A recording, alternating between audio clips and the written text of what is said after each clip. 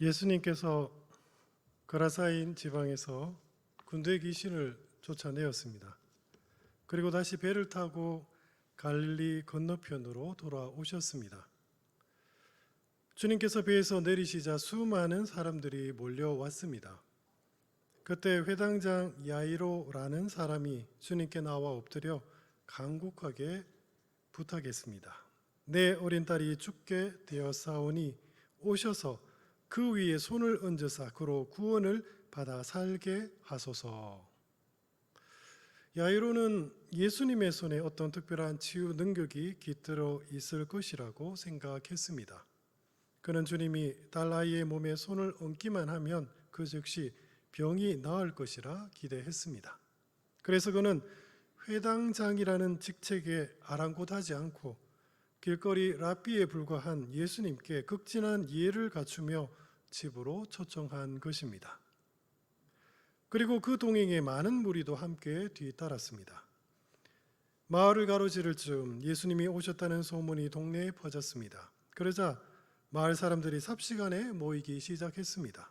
어느덧 수많은 인파가 예수님을 애워싸 서로가 서로를 밀치는 혼란스러운 상황이 연출되었습니다.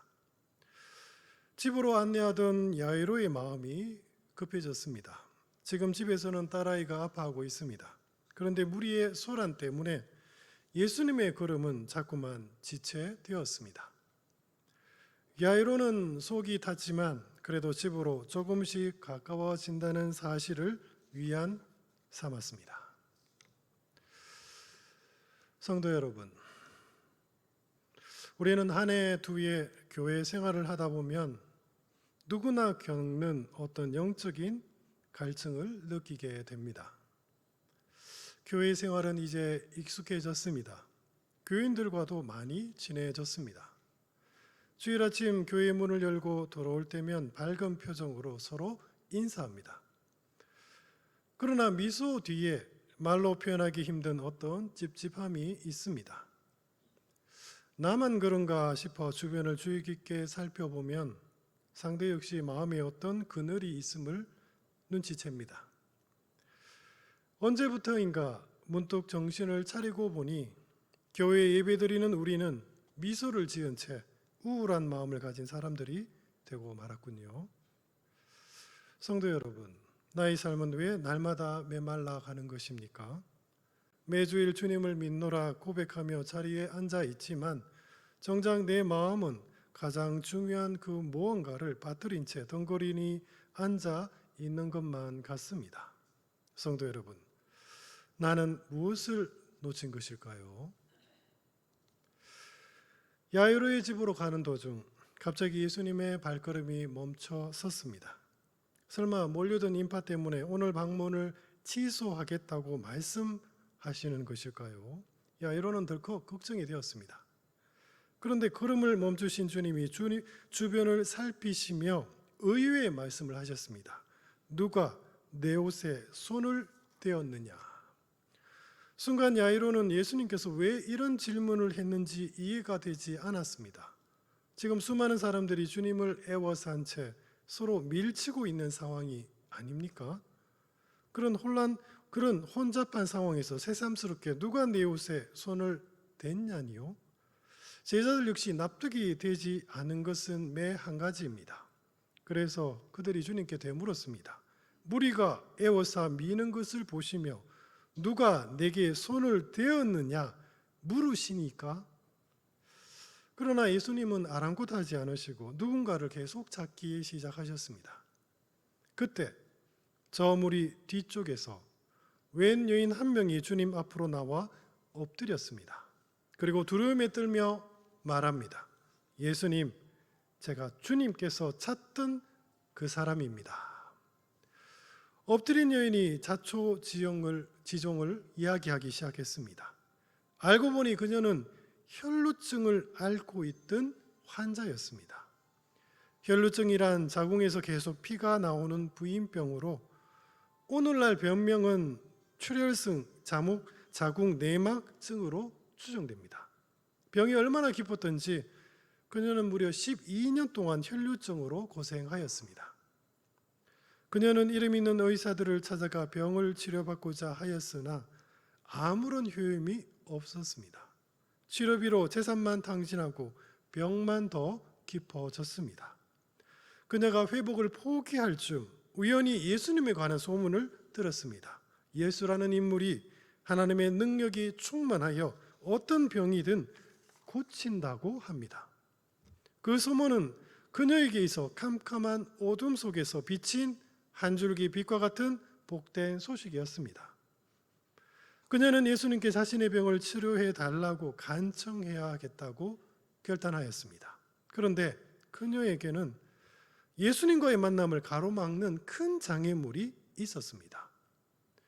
혈루증은 계속 피를 흘리는 질병입니다. 율법에 따르면 유출증이 있는 사람은 부정한 사람으로 정죄받습니다. 그래서 율법은 유출증 환자와의 접촉을 엄격하게 금지하였습니다. 그 금기 사항이 얼마나 엄했든지 환자와 접촉한 사람조차 부정한 사람으로 취급당하며 하루 동안 격리당해야 했습니다. 유출병이 있는 자의 몸에 접촉하는 자는 그의 옷을 빨고 물로 몸을 씻을 것이며 저녁까지 부정하리라. 그러니 유출증 환자는 공동체 안에서 철저하게 외면받을 수밖에 없었습니다. 그녀 역시 가족과 이웃으로부터 거절당하는 삶을 무려 12년 동안 살았습니다. 어쩌면 그녀는 혈루증이라는 질병보다 사람들로부터의 격리가 더 고통스러웠는지도 모릅니다. 그러니 그녀는 자신의 병을 밝힌 채 사람들이 모인 장소로 나갈 수 없었습니다. 주님께 다가가기도 전에 사람들로부터 부정한 자라 정죄받으며 쫓겨나고 말 것입니다. 그런 상황에서 그녀가 할 수 있는 일은 자기 병을 숨긴 채 몰래 다가가 주님의 옷자락을 만지는 것뿐이었습니다. 그녀는 주님의 옷깃을 만지는 것만으로도 자신의 혈루증이 치료받을 수 있을 것이라고 믿었습니다. 지금 수많은 인파가 예수님을 애워싼 채 서로 밀치고 있는 상황입니다. 그녀에겐 바로 지금이 주님께 다가갈 수 있는 절호의 기회였습니다. 이 소란 가운데 자신이 몰래 주님의 옷을 만진들 누가 알겠습니까? 그렇게 그녀는 아무도 모르게 다가와 예수님의 옷을 만졌습니다. 그런데 그 순간 예수님의 몸에서 치유의 권능이 나가더니 그녀의 손을 거쳐 환부에까지 이르렀습니다.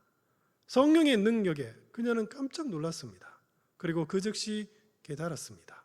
혈루증이 완전히 치료받았다는 사실을 말이죠. 그녀는 자리를 떠나 도망칠 생각이었습니다. 그런데 그때 예수님이 걸음을 멈추시고 뒤를 돌아보시며 말씀하셨습니다. 누가 내 옷에 손을 대었느냐? 예수님의 그 말씀에 충격을 받은 그녀는 소금 기둥이 된 듯 꼼짝할 수 없었습니다.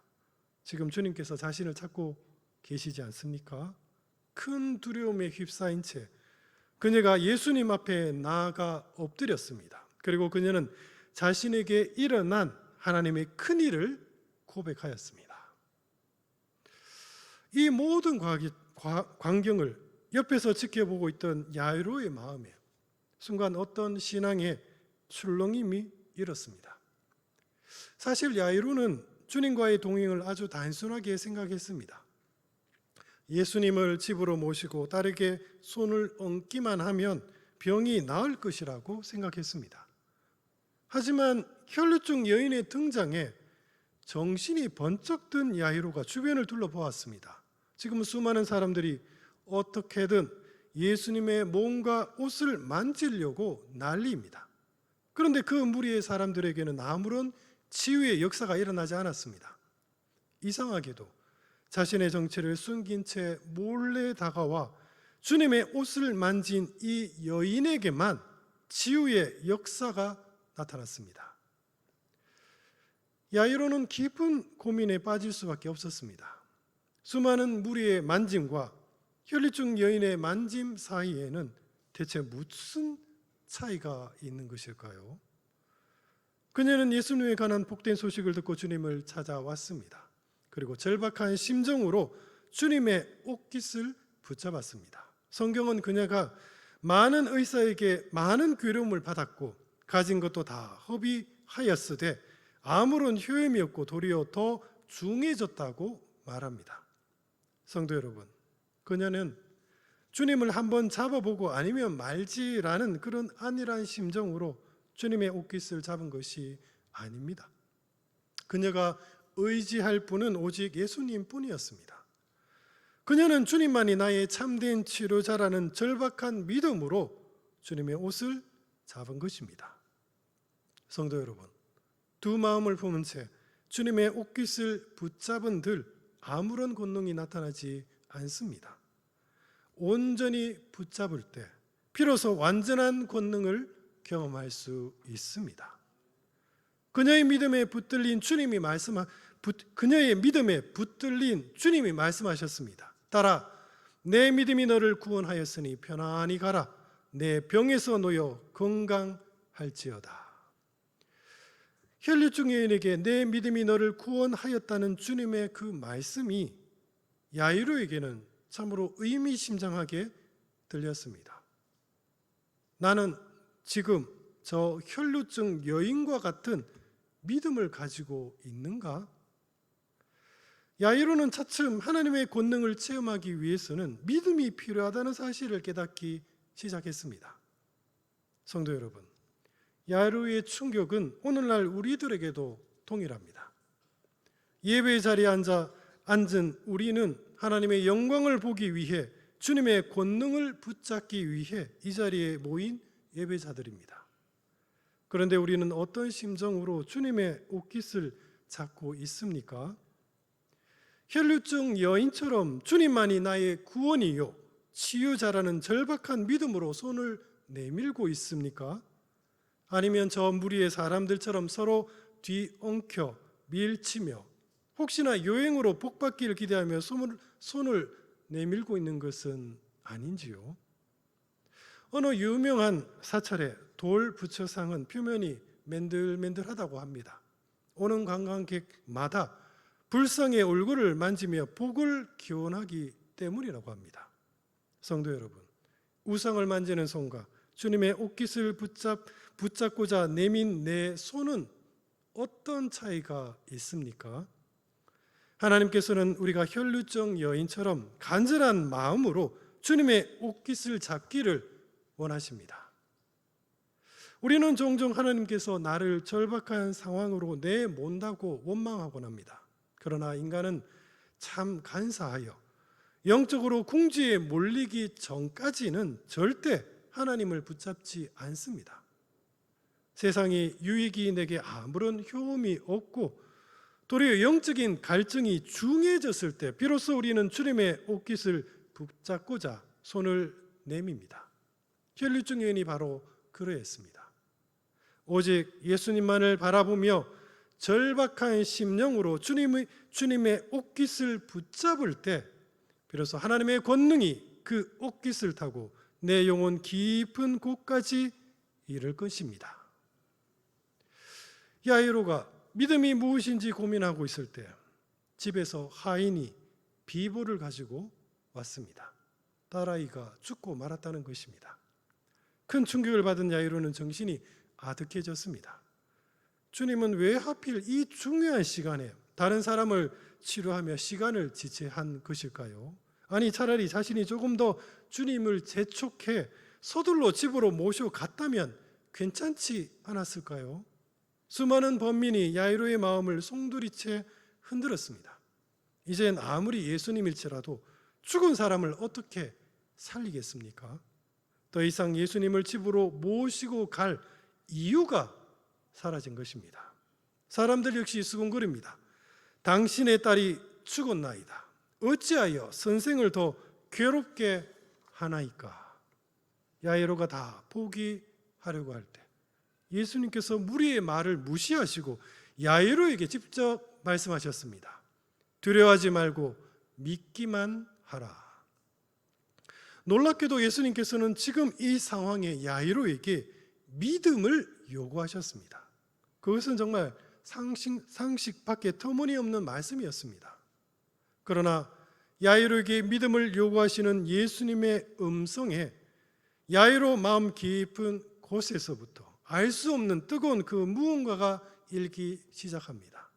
성도 여러분, 예수님께서 야이로의 딸을 치료해 주기 위해 길을 가는 도중 어째서 혈류증 여인이 갑자기 난입했던 것일까요? 과연 이 사건은 우연히 일어난 해프닝입니까?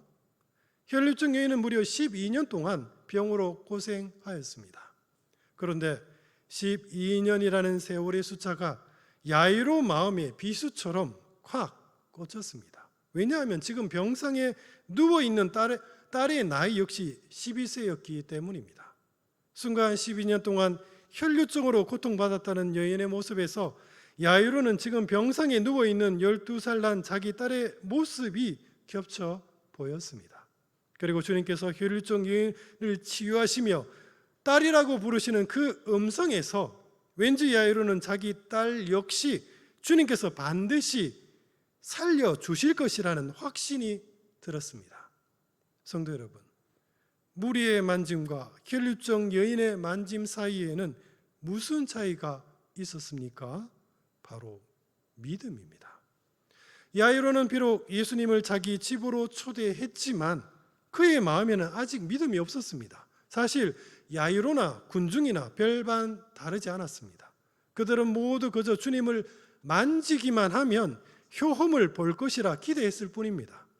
그러나 예수님께서는 혈류증 여인의 치유 사건을 통해 지금 야이로에게 은유적으로 설교하고 계신 것입니다. 야이로야, 내가 지금 너희 집으로 가고 있지만 너에게는 혈류증 여인과 같은 믿음이 있느냐?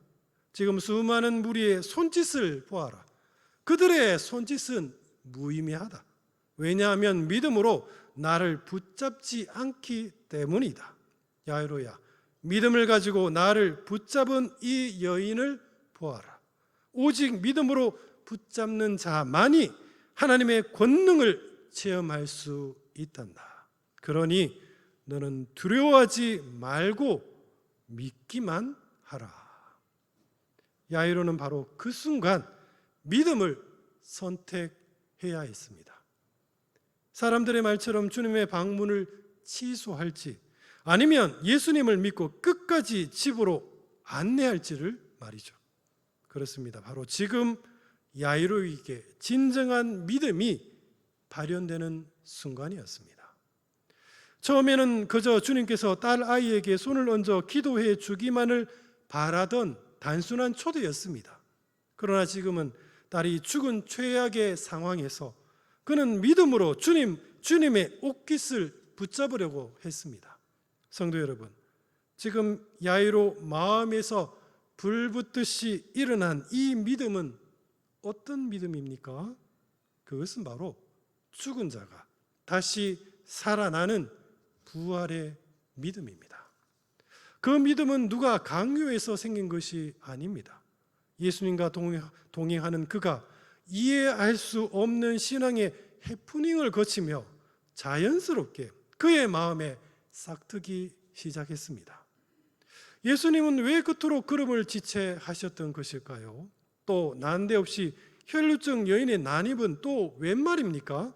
성도 여러분, 이 모든 사건들은 바로 이 순간 야이로 마음의 부활의 믿음을 주시기 위한 하나님의 놀라운 섭리였습니다.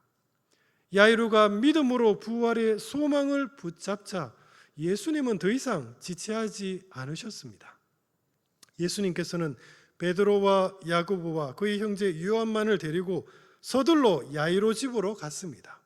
세 제자는 변화산에서 예수님의 영광을 목격한 증인입니다. 예수님께서 3명만 대동하신 까닭은 야이로 집에서 장차 마지막 날에 있을 놀라운 하나님의 비밀을 미리 보여주기 위함이었습니다. 주님은 세 제자를 마지막 날에 있을 성도의 부활을 증언하는 증인으로 삼으셨던 것입니다. 예수님이 야이로 집에 도착하니 집은 이미 초상집이었습니다. 주님이 곡하는 사람들을 향해 말씀하십니다. 너희가 어찌하여 떠들며 우느냐? 이 아이가 죽은 것이 아니라 잔다. 그러자 곡하는 사람들이 비웃었습니다.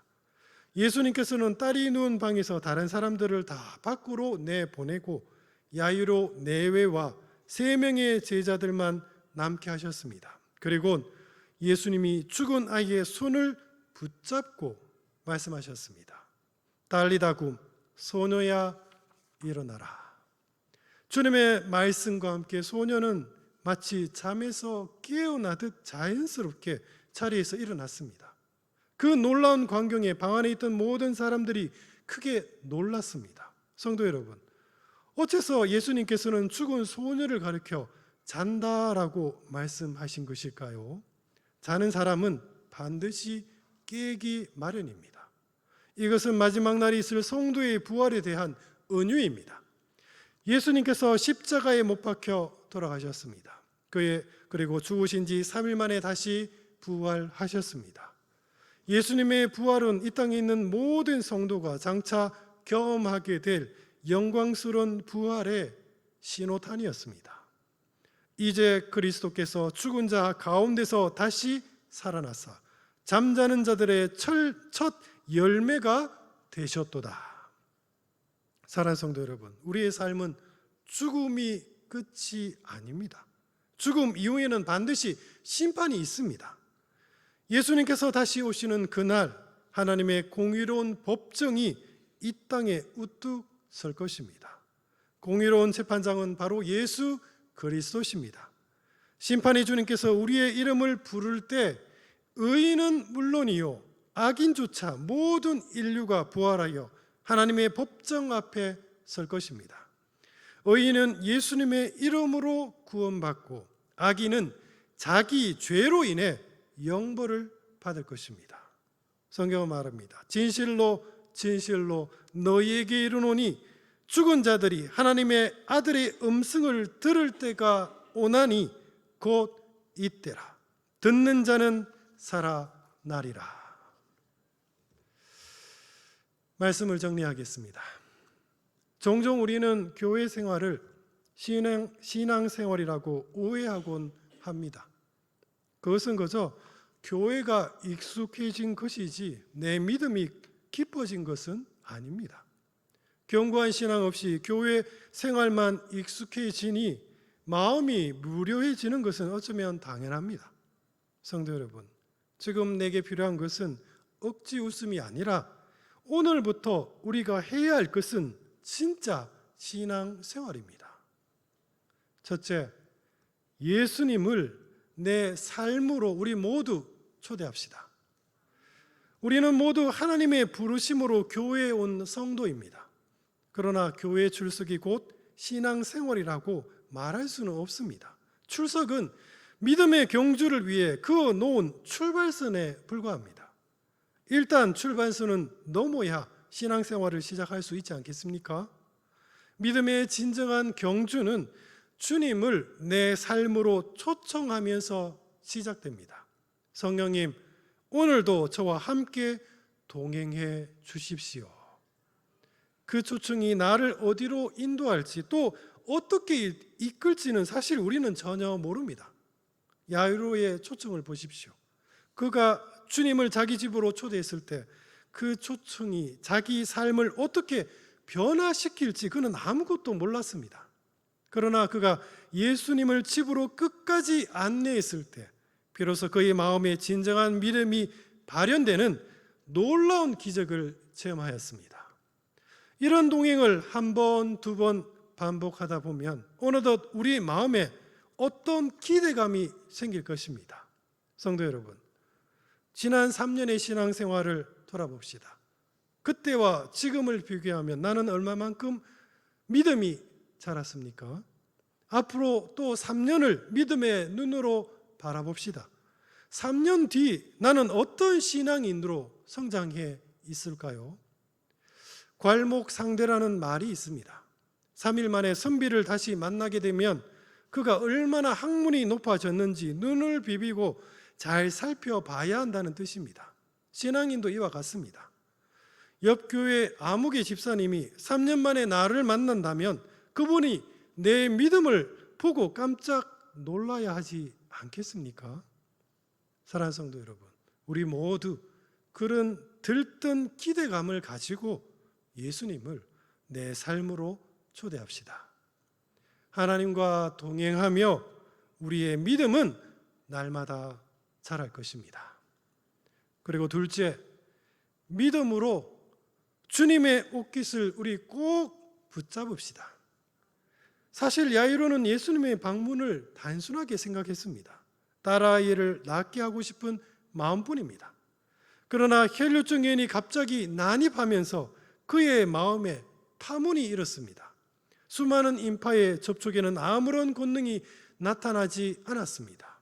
그런데 이 여인의 만짐에만 치유의 역사가 일어났습니다. 따라 내 믿음이 너를 구원하였다는 주님의 그 말씀을 들었을 때 야이로는 벼락을 맞은 듯 충격을 받았을 것입니다. 왜냐하면 하나님의 권능을 체험하기 위해서는 반드시 믿음이 필요하다는 사실을 그제야 깨달았기 때문입니다.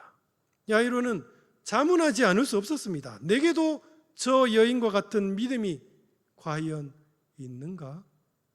야이로의 충격은 오늘날 우리들에게도 그대로 적용됩니다.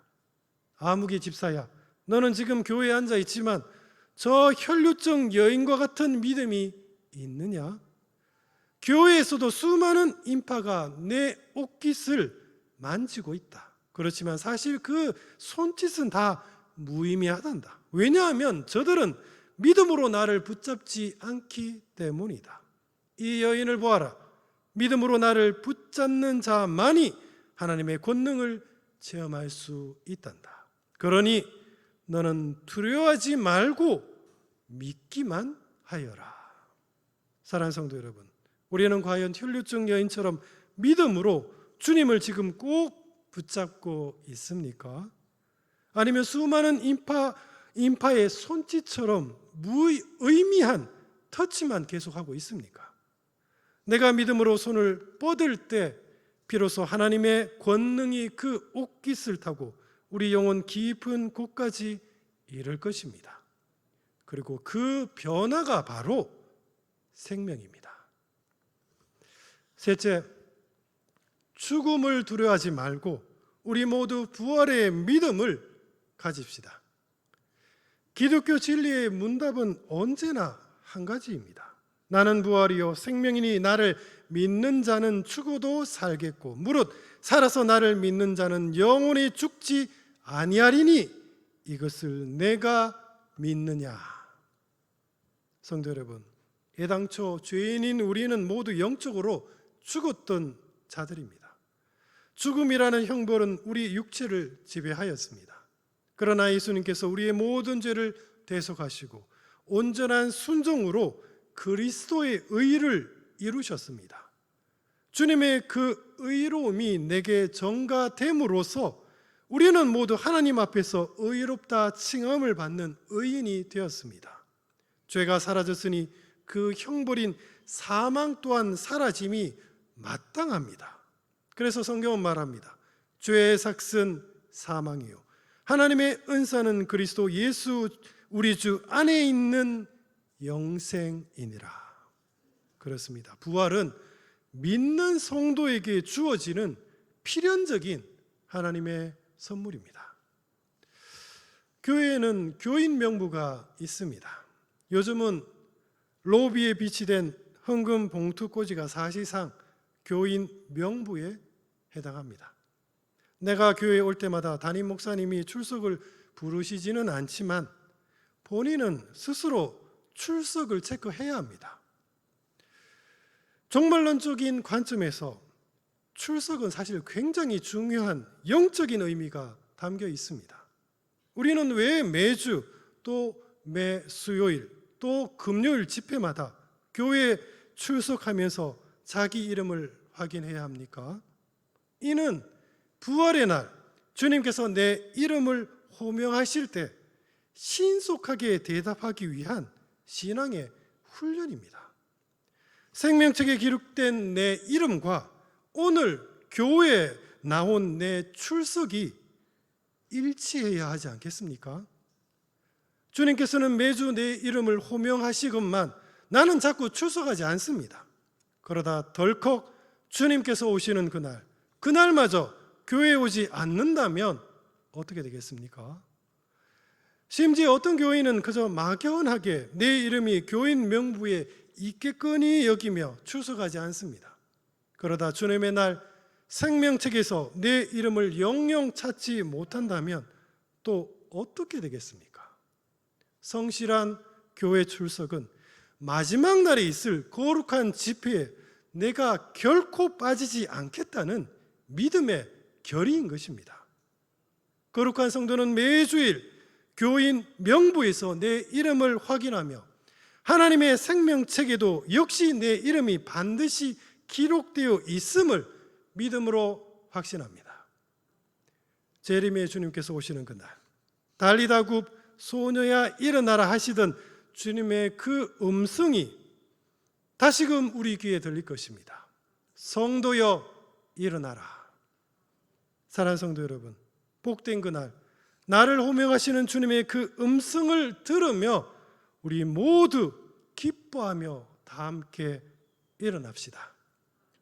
그날을 소망하며 오늘 이 거룩한 집회에 성실히 참여합시다. 정말 주님께서 다시 오실 날이 멀지 않았습니다. 기도하겠습니다. 사랑과 은혜가 풍성하신 우리 주 하나님 아버지, 저희들 주님을 붙잡고자 이 자리에 다 모였습니다.